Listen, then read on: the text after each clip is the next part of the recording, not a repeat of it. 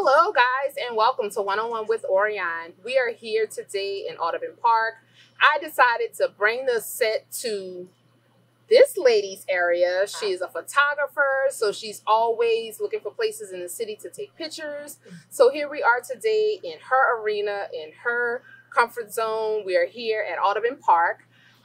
So thank you. I'm going to have her introduce herself and her businesses, and then we'll get right on to it. Hi everyone, my name is Lacy Davillier. I am the owner of Davillier Photography and Graphics, including Davillier Personal Brand and Commercial Photography. And I am also the owner of About Town Social, which is a stock photography company based here in New Orleans. Wow. So that was 1, 2, 3. That's technically 3, and then there's one other. I'm also the owner of Reboot the Brands. We're on a little pause right now because of COVID, but I'm co-owner of that with a bunch of my cohorts, and that company is made to just pretty much revamp people's brand presence all the way from start to finish. We have logos all the way through your commercial and everything in that. So that one's a collective. So y'all heard it. Not just 1, not 2, but 3/4 businesses that this lady has. So as you can see why we decided to, just bring it outdoors, bring it to her zone, her area. And, we had to catch her when we can. So we are very excited to be here today with Lacy. So tell me, Lacy, I don't know which business you actually want to touch on. If there's one particular one, or if you want to talk about all 3, feel free to do so. Okay. But I want you to tell me a little bit about your startup, a little bit about your journey. What made you start this big photography thing? I hear everything is about photography and branding. So what brought you there? So it's funny. They say that really early on, like certain things that are going to make you tick, right? So a lot of people don't know this, but the first gift that I ever asked for, like opened my mouth to ask for, was a Polaroid camera. Okay. I think I was 6 years old. They were brand new, and I didn't want to have to wait to go to Walgreens and develop my pictures. I wanted them right then and there. Yes, this was way before anything digital was happening. Look, before Walgreens, or was it Eckerd, or was it Canby? Both of them. Both of them. So so my mom was like, absolutely not, because that film used to be terribly expensive. But my godmother, being a godmother, went and bought it anyway. And the rest is kind of history. Growing up, I always loved taking pictures. More importantly, I loved cataloging them into books and stuff to tell my family's story. So fast forward, I kept going in art. So at Ursuline, I did everything art possible. And then when I went to NYU, I actually went to art school. Okay. I thought I was going to be a painter because that's where most of my experience was. And I had never thought of photography as a job. As much as I had always loved it, it never clicked to me that it could be what I wound up doing. So at NYU, when you're in art school, photography is one of the classes you have to take. Okay. I was actually the last class that had to take black and white film photography. And the first time I watched a picture appear on a piece of paper in a dark room, I was sold. Really? Literally, yeah. Really? Yeah. Next day, I changed my concentration from painting to photography. And I got on board with my mentor, Ashley Thayer, who really kind of like helped me to shape everything with my eye and how I lit things and everything like that. And then from there, after graduating, I graduated in 2008, which is when our economy tanked. So there were no jobs to be found for anyone, but especially not in the creative fields. Right. So I started my company in my living room. I thought I was going to shoot babies. So since then, it has morphed, and I've reinvented it a million times. But that's where it started. It's funny. I've literally loved photography for my entire life, for as long as I can remember. Really? Yeah, always.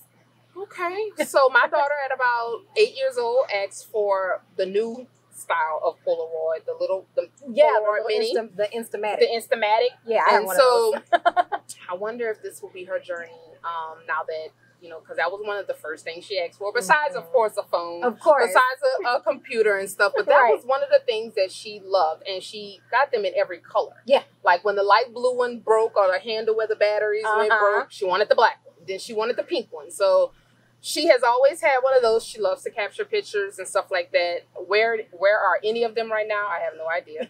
But so that's interesting. That's pretty interesting. So tell me, you graduated from Ursuline Academy. Yes. And you went to NYU. There you said art with a concentration at first in painting and now photography. Yeah.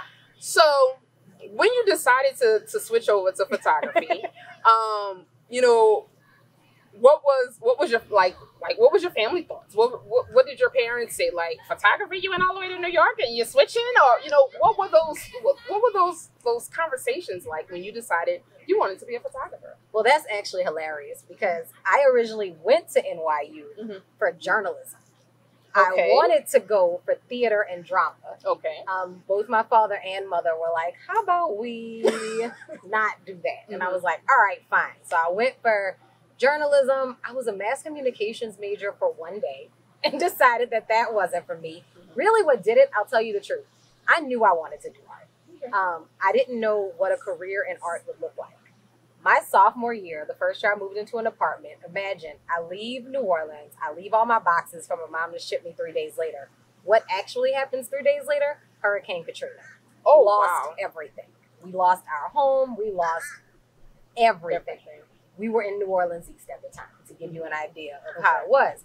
So that was a really tough time in my life. I was away from my family, away from anything I'd ever known. And because of the fact that I'm asthmatic and I've always suffered with that kind of stuff, I could not come back. Like, there was just too much here. I could have ended up sick, anything. So that was when it happened. I had this epiphany one day and I was like, I've lost everything except my family. I'm homeless. Technically. I was like, so what do I care about? And what I cared about was art. I called my mom. I said, Mom, I want to switch my major to art.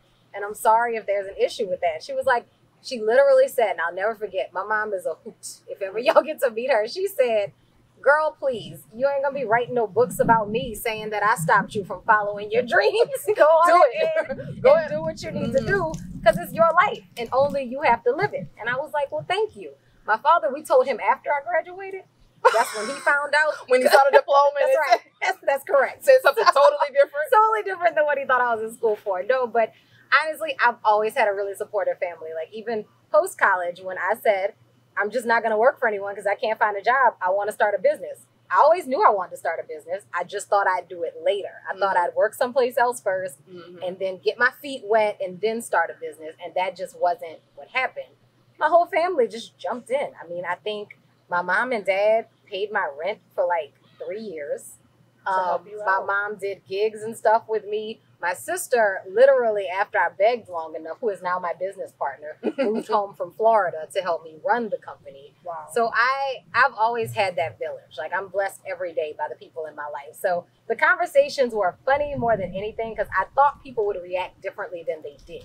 My sister's literal reaction was, I was waiting to see what you would do that. She was like, I knew you weren't sticking with journalism. Right.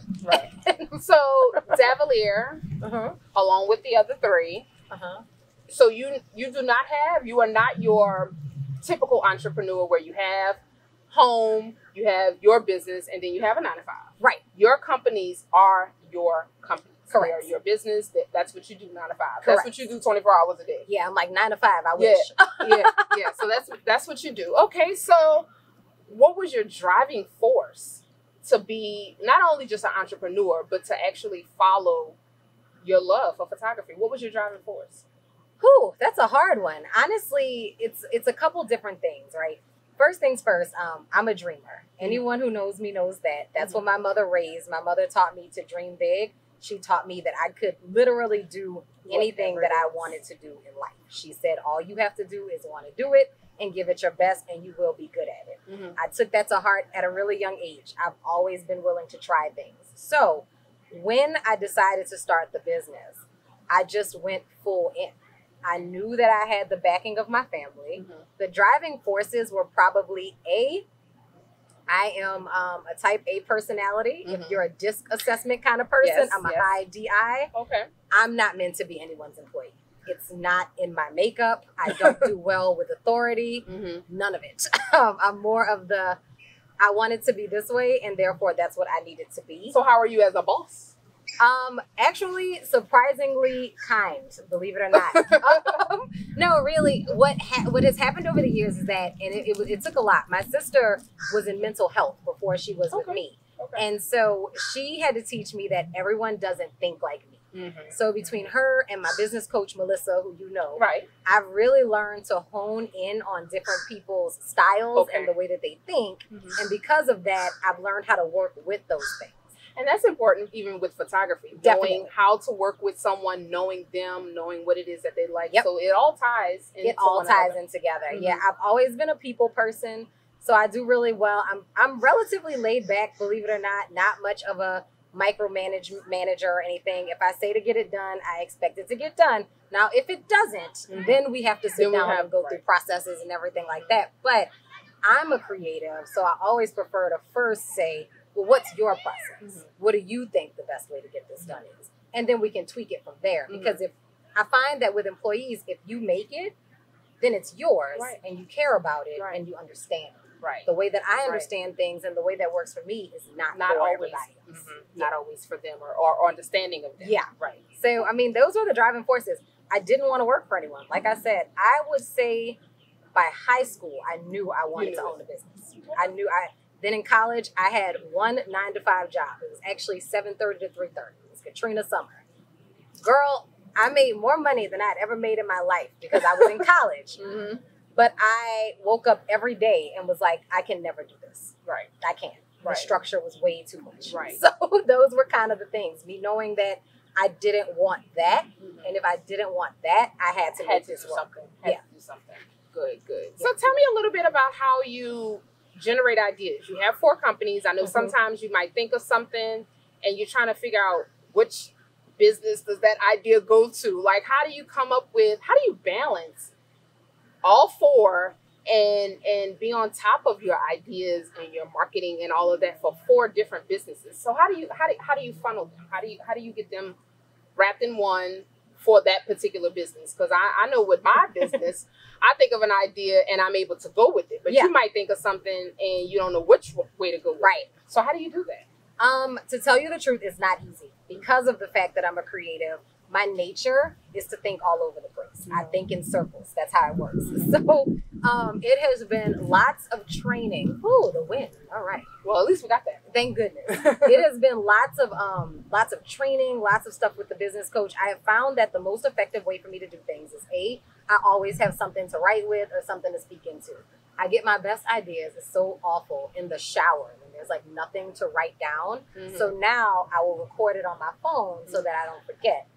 The other thing that I have found that makes me really successful at that is hour blocking and day blocking.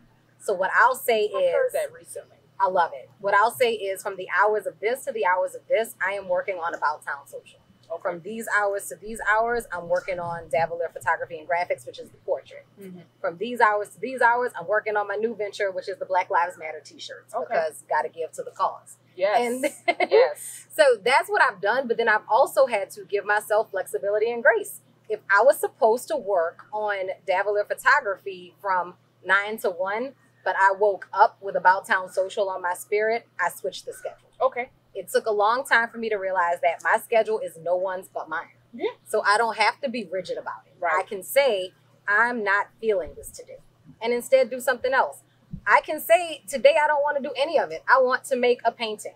So you still do your art? I do. I've started back up. I just ordered a new easel, and I'm doing a painting based on one of my 4th of July portrait series. I've been super inspired to get back into painting and stuff just with everything going on because it's always been like a really good outlet for me. So, yeah, I still love it. It takes up time, though. And so basically, my friend Nikki Lee is a fabulous mental health therapist, excuse me. And she preaches a work-life blend. And that's what I like to call it. As a serial entrepreneur, you're not going to have balance. You're not going to work from 9 to 5, be home from 6 to 10. That's not your life. It's not the life that I chose, and I'm okay with that. But I can decide to grind for 10 days and then take a 14-day vacation. I can do that. Because that's the life that I've created. And I don't have to do anything to take that vacation except click on the Google Calendar and put Lacy out. Busy. So don't call. Do not disturb. Do not disturb. You can do all Yes. So that's what I found. You can't, as a creative, if it's not there for you in that moment, you can't force it. Trying to force it will have you staring at a computer screen all day and not coming up with anything. Yes. But when it hits, sadly, Sometimes if that happens to be 7 o'clock p.m., you got to roll with it. Yeah. That's something that my husband and I battle with, because I get my best ideas in the middle of the night while I'm sleeping. Either it comes to me in the most vivid dream, like it seems it's so real, or if I'm just laying in the bed. So, of course, 2, 3 o'clock in the morning, I got my phone in my hand. I'm trying to sneak my phone away because I don't want the brightness to wake up my husband. I don't want to press a video and it starts playing. So I'm like in the corner doing this, and my husband's like, girl, what you doing? Who you talking to? And I'm like, I'm just got ideas going. I'm rolling. So it definitely, when it comes to you being an entrepreneur, being a business owner, you roll with it. Oh, yeah. You roll with it. You don't have to wait till 8 o'clock in the morning. You don't have to wait to run it by somebody, unless you have, a business partner or whatever. But for the most part, you roll with it. You do. You roll with it. Especially like in our case, like my business partner, again, is my sister. And I partner on a lot of stuff with my husband. And they, I think, understand my personality type very, very well. So they know, all right, Lacy's in a creative space right now. let her go. And then I come to the table, and when I'm ready to bring it to fruition, that's when we do it. So I'll say that that's a blessing too. I have people who are very, very patient with that creative nature and that creative mind. And they work with you well. They do. They do. Yeah. Okay. So tell me, with everything going on, how did you were away from home for 4 years, 4 or 5 years. You were away from home, but you came home and started these businesses, and you went straight forward. How do you build your customer base? How do you get Davillier out there? How do people know that this woman is one of the top photographers in the city? Like, how do you do that? I do a lot of word of mouth referrals and a lot of networking. I'm in a BNI chapter, which has worked for me really, really well. I've been in it now for almost 11 years. In addition, my first year at NYU was the first year that Facebook existed. So I was an early adapter of social media and of online platforms. So I got a lot of it out that way in the beginning, a lot of it through referrals, and then a lot of it just through, you have to tell people what it is that you do. So nowadays on social media, you'll see I post, what I'm doing, but I also post about what I do, because a lot of times as entrepreneurs, we just assume that everybody knows what we're doing because we're so consumed with it. But people are consumed with their own lives. So if you don't keep it on people's minds, they don't know what you do. Sometimes when someone asks a question about your business, you want to say, do you not follow me? Do you not know? But you have to remember that everybody has everything else going on. And Davillier Photography might not be on their mind. Exactly. At that time. We got to remind them. Remind them. And then also just referrals from clients. Like good customer service in a community like New Orleans will get you everywhere. Yes. My clients refer me. And so that's a big help. I have amazing clients. And you ask. Like I learned a long time ago from a dear friend of mine, another business owner. He's a financial advisor. In my email tagline, it says, a great gift to me is a referral to your friends, families, and customers. I ask clients for referrals because what he taught me is that clients will assume that because you are very successful, maybe you don't even need it.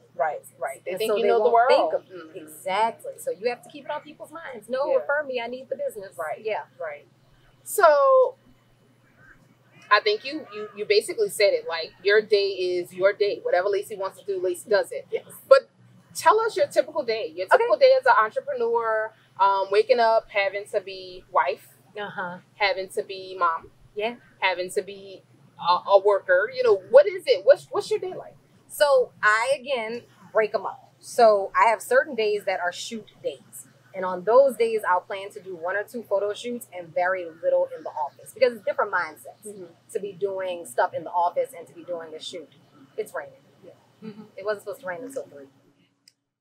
Now, on an office work day, I might shoot some flat lays or something. On a shooting day, I'm still going to do office work, but they're generally heavy one way or the other.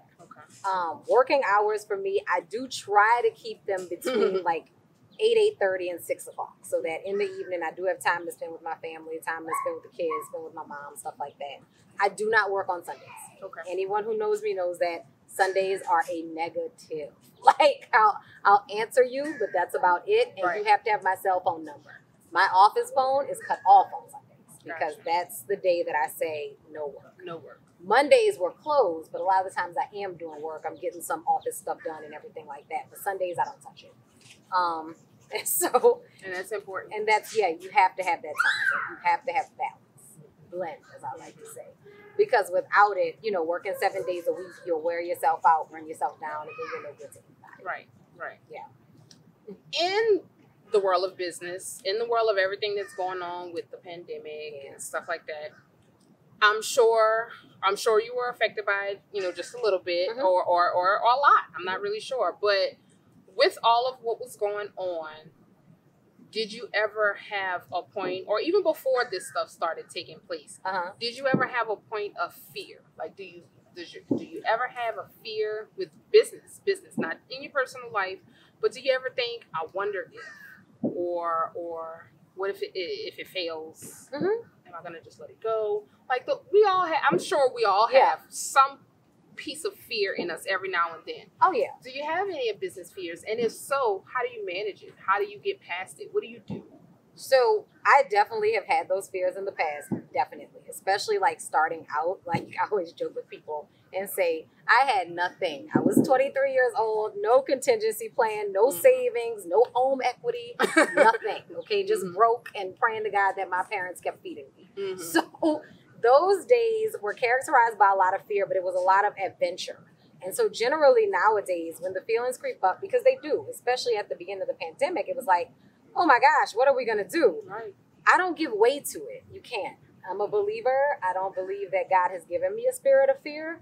So what I do is I feel those feelings, because you need to feel them. Yes. And then I let them go. Right. And after that, you don't have time. As an entrepreneur, being an entrepreneur is the way that you make your living, and the only way that you make your living. Right. You don't have time to sit around and be afraid. Right. You physically do not have time. So you feel those feelings, you let them go, and then you come up with another plan. The mark of a true entrepreneur, in my opinion, is being able to pivot. Okay. With the pandemic, with everything going on, we've had to make a few pivots, but we're still going. You know what I'm saying? And I've said a million times over, in these kinds of situations, how you show up and how you pivot are what matters. And that's what we did. So I'm not going to say it didn't come, because that would be a lie. I'm a human being. You know what I mean? They tell you as a business owner, you can't open for we don't know how long. Right. That was a scary thing. Right. I would never lie to anyone and say that it wasn't. But you just can't get caught in it. To feel fear, you can't stay human, there. But you can't stay there. Right. And so that's what I did. I cried my tears. I was worried, girl, but more than work, I'm so ridiculous. I was more worried about catching COVID than I was about how it was going to affect my job. So everybody was like, well, you can operate under the radar. I was like, I'm good. No. My health is more important. I don't want to touch them. I don't want them around me. That's right. I don't want nobody breathing on me. None of it. Right. So it took me a while to really be willing to jump back into the saddle with other people, because, again, I do have asthma. Right. I don't need to be getting a virus that attacks my lungs. Right. I was good on that. Right. So I was kind of worried on both ends. And then I have a group of scriptures that I read every morning. So I kept that up. I talked to people of prayer. My mom is a prayer warrior. And we did what business owners do. We got past it. Right. So what did you have to do with, during the pandemic, during the 3 months that we were all closed, did you have any weddings scheduled? Did you have, what did you tell that worrying bride? Or what did you tell even just that mom who just couldn't wait to take her family pictures? She had been waiting to take pictures with you and stuff like that, but then you had to tell her, I can't. Yeah. How did you make those adjustments? How did you make those shifts? And how did you calm those clients down? So thankfully, I didn't have weddings scheduled in that time. I've had one wedding that I've had to reschedule that was originally scheduled for Labor Day weekend. Okay. So far, I haven't had any other fall reschedules yet. What I did do was that I immediately sent out a correspondence telling people that we were taking our health and their health very seriously, that we would kind of let them know what we were able to do. And for people who did have things scheduled, assuring them, we will reschedule. We will accommodate If you need to reschedule your wedding, we will accommodate that. One of the great things about our company is I'm not the only photographer. Okay. So there are 3 other photographers. Okay. So we will accommodate whatever changes you have to make. photo sessions that may have been originally scheduled for inside, I moved them outdoors. Right. Moved them back by 2 weeks. Make sure you're okay, I'm okay, and then we're far, and we're gonna be out 6 feet away. That's right. Now the hardest was our senior portrait clients, because all of this happened when we would have gotten that last rush of seniors. So we have one of the contracts at a pretty large school in the city, and so we had to pivot and figure out what we were going to do to accommodate those students. So it took us about 2 weeks, but we figured it out. We managed to do COVID dates, put together COVID packages and everything like that. Did it as safely as possible. Lots of Lysol, lots of wiping down, and we bought, everybody had to buy their own gowns. So we were honest with people. We said, listen, it's going to be a little bit more expensive. Right. But we're going to take care of it. Because we don't want you sharing the gowns and stuff like that. Exactly. So that was the hardest pivot. But then otherwise, I got a lot of stillness that I normally would not have had at that time of the year. And that's how I really was able to kick About Town Social off with a bang. Was because I had what I had not had in forever, which was time. Yes. So do you think that there is a formula? Or when somebody asks, what do I have to do to be successful? What do I have to do to be an entrepreneur? Do you think that there is a formula for being a successful entrepreneur? Or is it your way, your vision, your formula? There is a lot that goes into being a successful entrepreneur, But I think top thing is, what's that quote? It says, whether you think you're going to be successful or you think you're not, you're right. Being an entrepreneur is it's all both ways. about, and being an entrepreneur is all about confidence. It's about saying, I'm going to do this and it's going to work. Right. And you put that out into the universe. You put that out to other people. Your confidence makes clients comfortable, which makes them come back to you. If you don't believe that what you're going to do is going to work, nobody else is going to believe it. Outside of that, I wouldn't really say that there is a formula.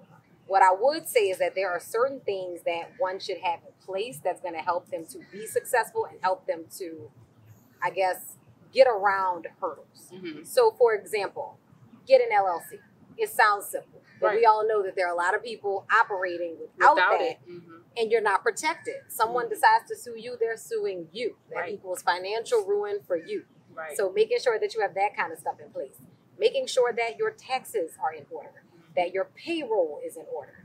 Those are those background things that people say, I can save money by doing it myself. But my question is, what is your time worth? As an entrepreneur, your time is your most valuable asset, period. And are you really saving money? You're not, because it's taking up your time. And so say, for example, I can bill for a top-notch photography session. Let's say I'm billing anywhere between $200 and $350 an hour. I spent 4 hours doing payroll. Payroll is not my ministry. I didn't make a dime while I was doing payroll. And what did I save? The $100 every 2 weeks that I spend on it, it's not worth it. The biggest thing that I'll say goes into being successful, like I said before, is believing in yourself. You have to trust yourself, and you have to be willing to delegate, and you cannot be tight with money. Say it with me. You cannot be tight with money. Cannot be tight with money. Because as entrepreneurs, we're always like, I need to save money here and I need to scrape. No. If you are tight with money, money will be tight with you. Like, you have to be willing to invest in your business. You have to be willing to delegate things that, again, maybe you could do it. Guess what? I could do my own bookkeeping. You know why I delegate it? Because I hate it. So doing it puts me in this horrible mental space that I don't need to be in. Because it takes away from everything else. Yep. So delegate. And delegating sometimes costs money. It's having that belief that as you put it out, it's going to come back in. I am spending more money now than I have ever spent in my life. I don't want to lie to you about that. But I also make more money than I've ever made because everything is running like a well-oiled machine. It's running smooth. And also when you have that, when you have that business that's very professional and everything's running, you can demand a higher price point because you have everything behind you. Say that again. I don't think everybody understands that. For the people in the back, say that again. When your stuff is set up professionally and that's what you put forward, you can demand a higher price point. People say all the time, like, I'm not going to lie to y'all, I don't get everybody who I pitch to. I'm out of some people's budgets, and that's okay. Right. People say all the time, well, such and such does it cheaper. True. But you don't want such and such. You want me. Right. Otherwise, you wouldn't be talking to me. You have to pay this. Exactly. Yes. Exactly. So, I mean, that's where it's at. You have to pretty much be willing to say, these are the things that I got into business to do. Right. These are not. I didn't get into business to pour over QuickBooks. I despise QuickBooks. I don't like numbers. People always say, given your choice, if money wasn't an issue, what would you do? I'd probably be in the middle of Egypt somewhere shooting pyramids. Really? I don't like numbers. I really don't. And it's funny because most people who are entrepreneurs have some kind of affinity for that. I don't. Thank God my husband does, because if not, we'd probably all be broke by now if it were me as the person handling the money. But I'm not. And the thing is, like, again, even with him, he offered to take over a lot of that while we were dating. I had to have that trust and that faith to let him do it. Right. And so imagine if I hadn't. You know what I'm saying? I would probably now be trying to delegate trying to stuff. catch up on it, trying to fix the books from way back. But believe it or not, if you don't, someone told me, if you don't fix it, IRS will. Oh, they're gonna fix it for you. They will. You know, so if you got to get it right from the start, and that's one of the things I can honestly say that I learned kind of on the back end. But being, you know, first time entrepreneur, never thought I was gonna be my own entrepreneur. Right. I thought I can do it all. Oh, of course. I did my own books. I did my flyers. I did my I did it all. But slowly but surely, the IRS reminded me, hey, what about this? What about that? They fixed it for me. And so when I got tired of them fixing it, I realized, okay, let me get it. Let me do it right. Let me do what I have to do. Get the people who know what to do. Right. Because I didn't go to school for this. I don't know it. I think I know. Right. But you learn. You slowly but surely learn. But that's definitely a piece of advice that I give to the first time entrepreneur. Yeah. If it's not what you do, let it go. Yeah. If it's not what you do, don't do it. Yeah. It's that simple. Yeah. Definitely. Yeah. Give me one satisfying moment. One satisfying moment with all of the that you do. But give me a satisfying moment that you've had with your businesses and being an entrepreneur. Oh, goodness. There have been so many. Being an entrepreneur is a rich life. It really is. I would say one satisfying moment, though, was last July. I went on my first real family vacation since starting the business. Oh, wow. And I mean that all of us went on, that we shut the company down, and we all went on this trip. So we got to go to Cuba, which had been a dream of mine for as long as I could remember, and we got to go as a family. We hired a photographer. We took fabulous photos. We ate out there. We went to Veradero Beach. We did it all. And it was super satisfying, A, because it was realizing a dream I had for so long. B, because I got to do it with my whole family. Normally, some of us can go, but somebody's here holding down shop. We didn't have to do that anymore. And then C, just because we were able to do that. We were able to say, we are shutting down. For 7 days, you're just not going to get us. I'm going to check my email once a day. 4 businesses for 7 days. Well, back then it was 3, but yes, 7 days. And I said, I'm going to check my email every morning. But guess what, friends? I'm in Cuba. So I can check it about once a day, and that's about it, because the internet situation there is not what it is here. And my once a day might be at 12 o'clock at night for you, but it's a different time. Time zone. I'm going to respond to you because I want to be the responding entrepreneur. I want you to know that I just didn't leave you hanging, but respect my time with my family. Yes, definitely. I get that 100%. Being an entrepreneur, you went to high school, you went to college. From a high school graduate and a college graduate, what piece of advice would you give to someone that says, I want to start a photography business? I don't want to go to college. Or the person who does want to go to college, and then they say, I went to college for this, but now I want to be a photographer. I want to do that. What advice would you give to both of those people? So let me first say that I'm a firm believer, even though I went through both, college is not for everybody. Only you know if it's for you. And if it's not for you, then what it is a money pit. Right. I'm a person who needs structured learning. I do well in school environments, so I needed to go to college. I needed that. I'm not a person who was ever going to just say, I'm going to do this and learn to do it on my own. Way too flighty for that. So, but if that's... You got to know you. You got to know yourself. But if that's not you, photography is a technical skill. The biggest thing that I'll say to anybody, though, study to show thyself approved. The word says that. Right. So don't go buy a camera, pick it up, and suddenly say that you're a photographer. You're not. Whether you decide to learn it in school, whether you get onto an apprenticeship with someone, however you need to learn it. That's step 1. Step 2, don't sell yourself cheap and don't sell yourself short. Don't be out here giving away the kitchen sink for $100 because you skipped step 1. Like, if you want to say that you do what I do, I'm good with that. I love new photographers. I take on interns, apprentices, all that kind of stuff. Happy to do it because I'm also a firm believer in abundance and in abundant living. Mm-hmm. There's enough to go around for everybody. Right. I don't need you to fail in order for me to succeed. Right. But we're not in competition. We're not. But in our industry, when people skip step 1 and don't actually know what they're doing, or they decide to use it as a side hustle, it drags down market value for the rest of us who did not skip step 1 and who are doing it for a full-on living. So those are the 2 big ones. And then the last one, of course, is under promise and over deliver.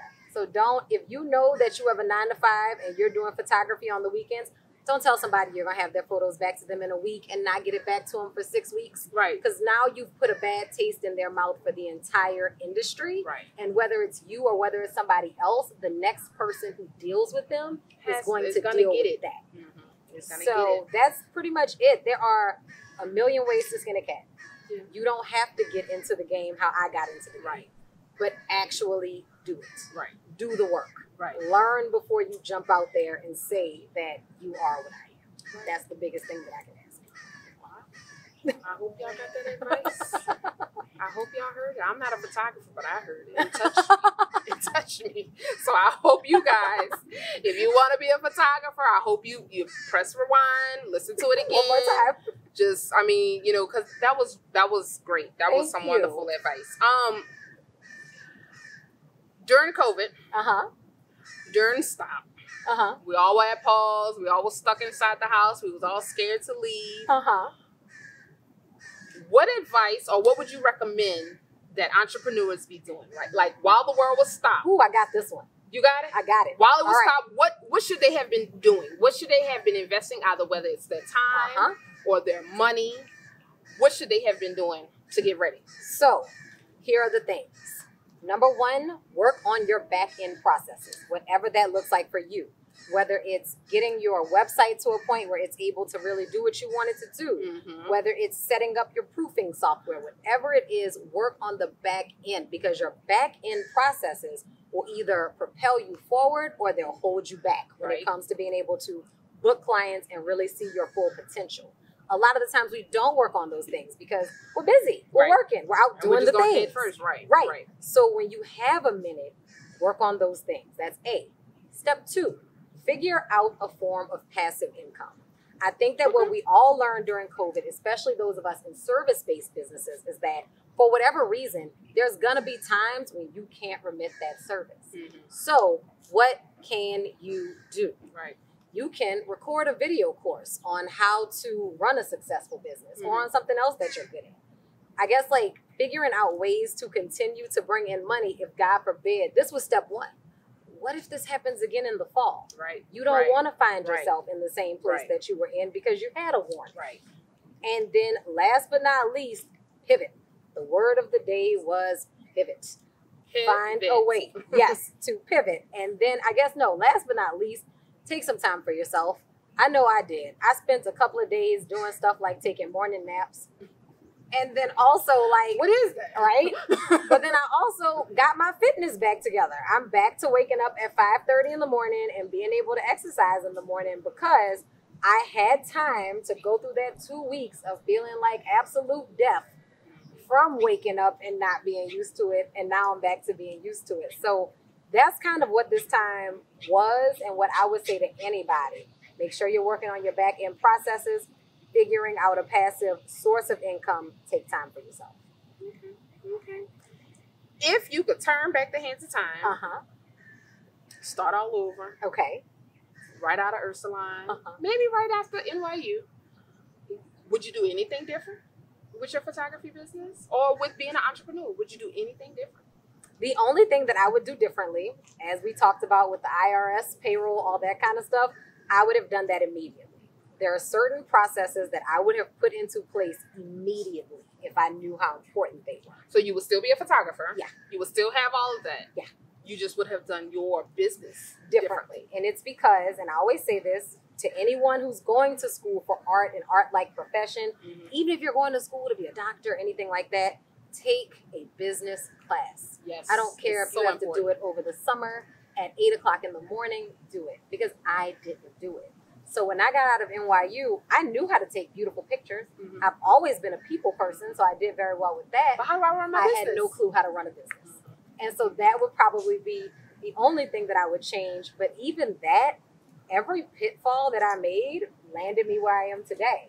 When I started the subsequent businesses, all of them started off with those things. So did you eventually start taking like some small courses, certification courses or something like that? Did you go back to school? How did you get that business? How did you get it? How did you get it? Trial and error.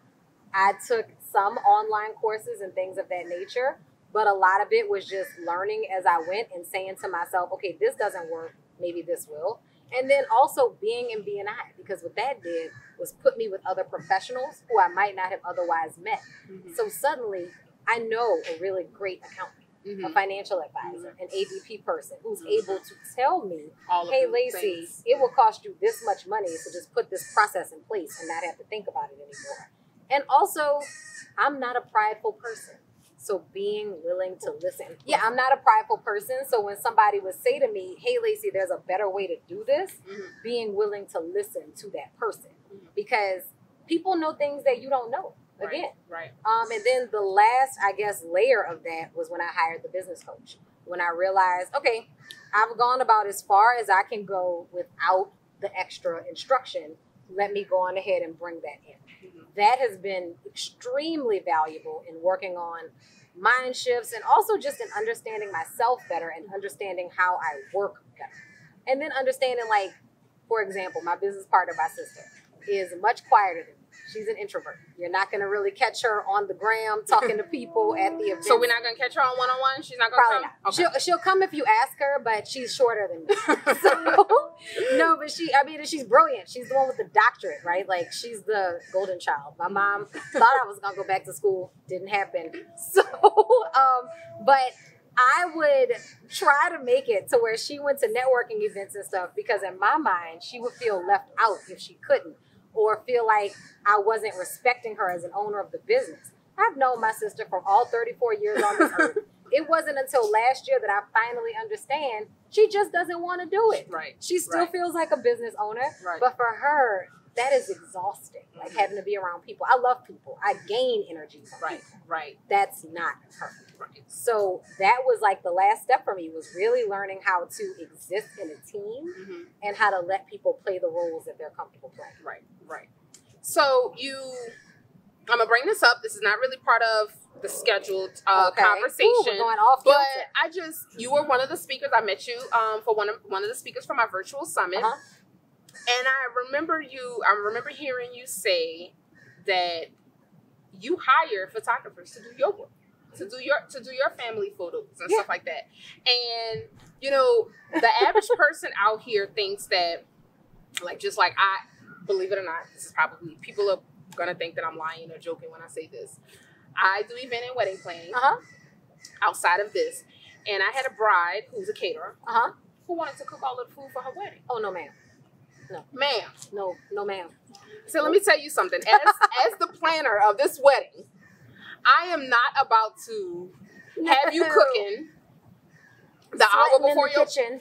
No, you know, because when are you gonna get your hair done? When are you gonna get your makeup done?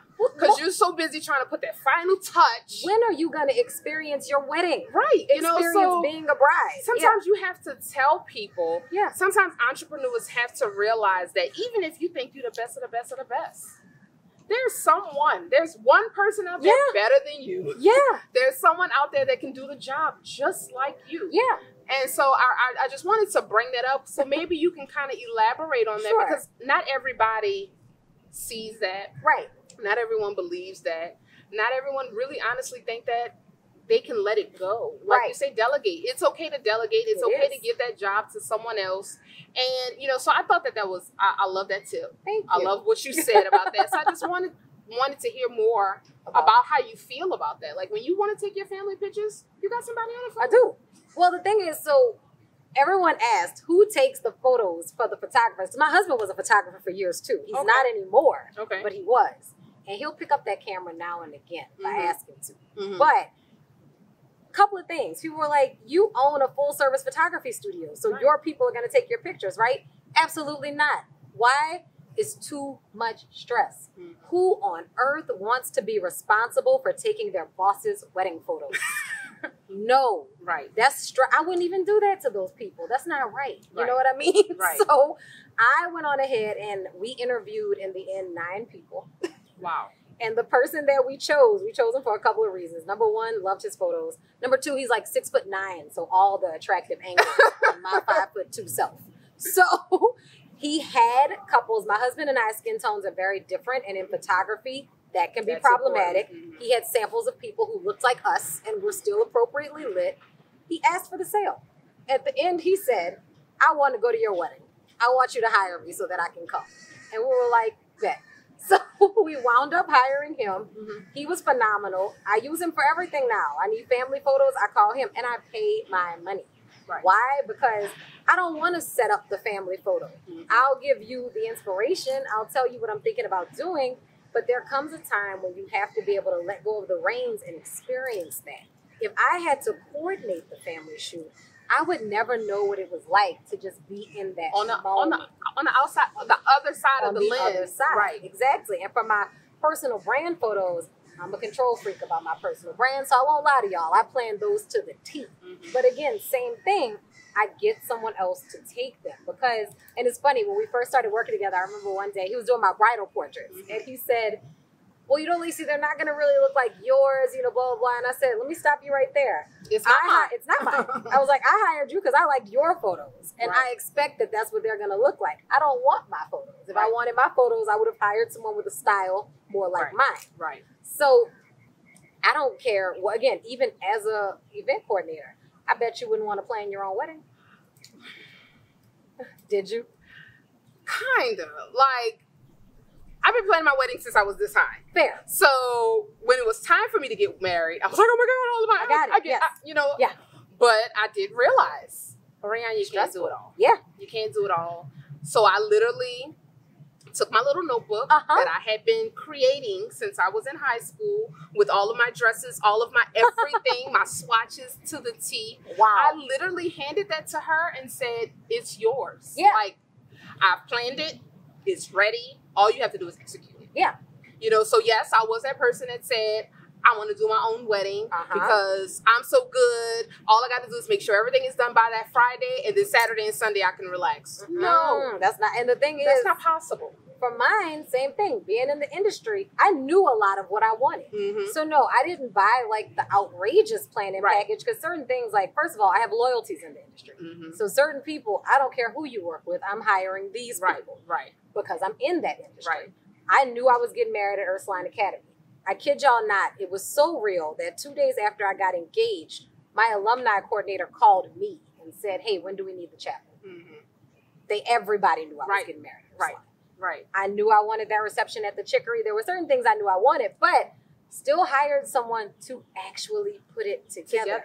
To make sure vendors got paid on time.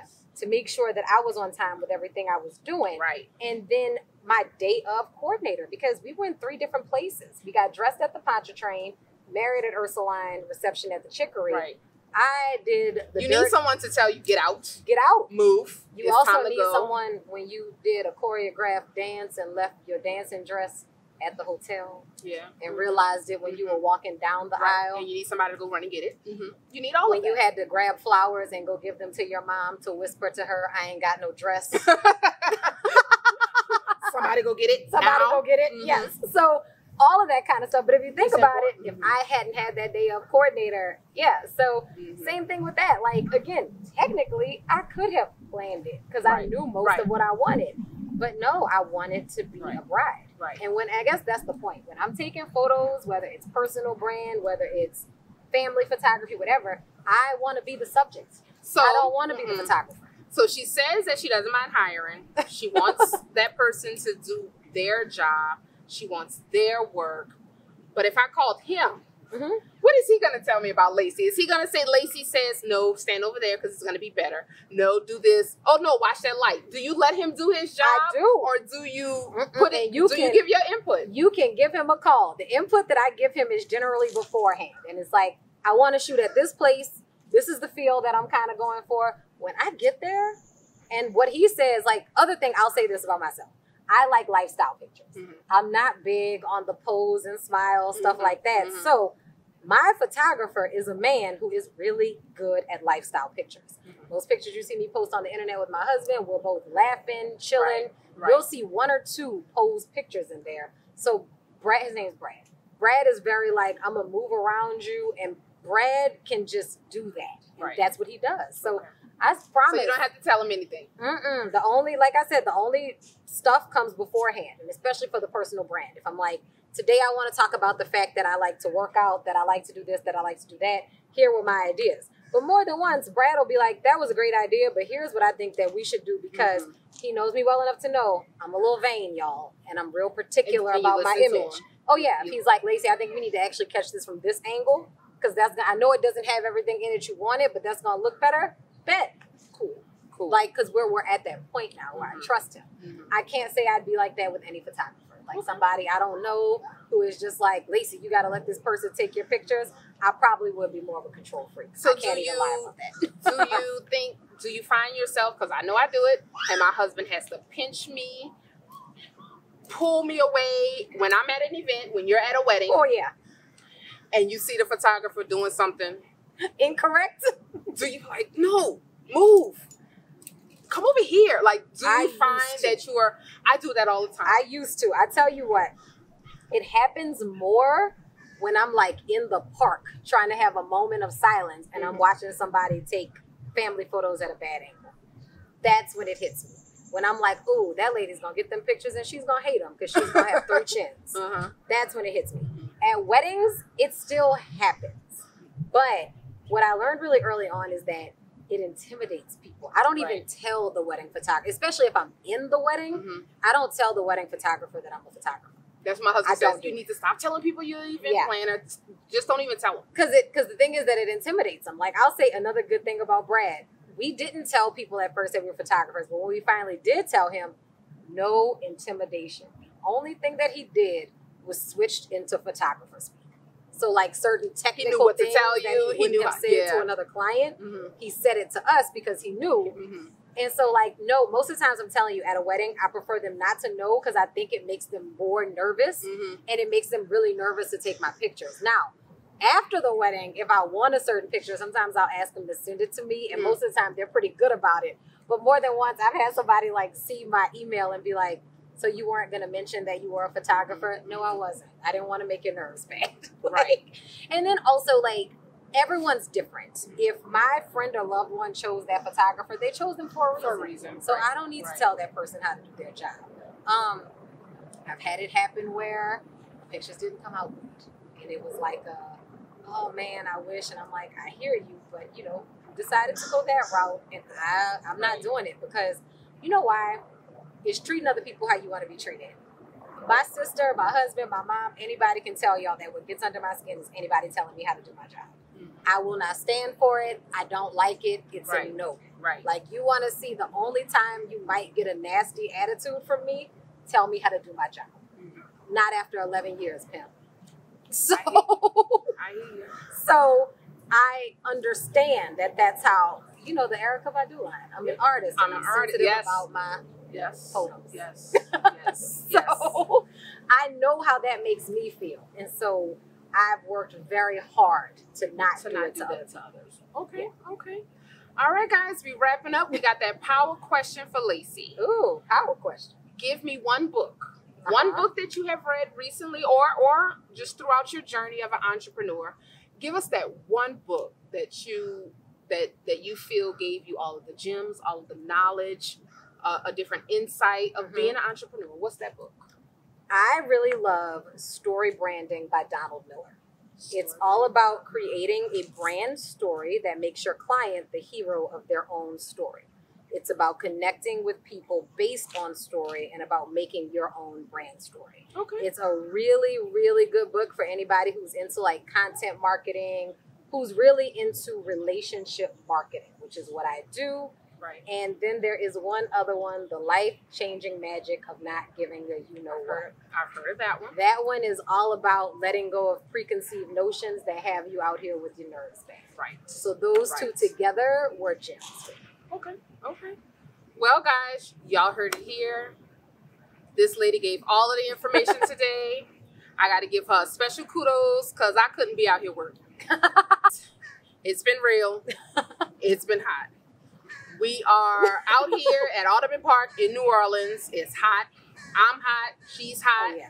I know you hear the birds. We done had the squirrels. We done had the ants. We done had everything out here. But I have enjoyed it.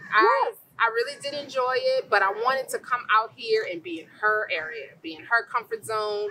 I enjoyed it. You know, I'm sure I can only imagine what a photography studio looks like. So this is where she takes a lot of her pictures. This is where a lot of the action takes place. So we're out here. We came in her zone, but I can't wait to get to my set. I'm sure you ladies are ready to get back to our sets, but we are here. We are enjoying. But before we leave, Lacy, I want you to tell the world, I want you to tell our viewers where to find you, how to contact you, what's next for you when the pandemic opens up and we're back to our normal or new normal. Right. What's next? All right. So on social media, you can find me at Lacy D. Davillier. I'm going to hope that my name is written somewhere on this screen. Yes, it's not easy to spell. And then it's also going to be at DPG Branding and at DPG NOLA. Coming up for us, we are expanding. We'll be hiring more photographers. We're actually expanding into some different markets, both for Davillier Photography, you know. We'll be expanding both for Davillier Photography and for About Town Social. So definitely keep looking out for that. And I don't know, maybe sooner or later I'll write a book or something, right? I'm here for it. I'm here for it. I am definitely here for it. So guys, you've heard it here first. You've seen it here. We are here. We're excited for this interview. Thank you, Lacy. Thank you. This is fun. Yeah. Thank you once again. Thank you for bringing me out here. Getting my little sun, but it's okay. It's the vitamin D. I enjoyed it. I enjoyed it, and I definitely have a newfound respect for you. Because I am that person who has a photographer who wants to go outside, and I take forever. And that photographer is sweating bullets and all of that. So you put me through it today, but it's all good. I enjoyed it. I appreciate it. Guys, that is it for One-on-One with Orion. If you are interested in being a guest, make sure you follow us, One-on-One with Orion on Instagram. We are also on Facebook with Opulent Productions. You can also follow us on Instagram, Facebook, and Twitter, Opulent Productions. This is it with Orion, One-on-One with Orion. Stay tuned, and thank you. And guys, have a great day. Bye, guys.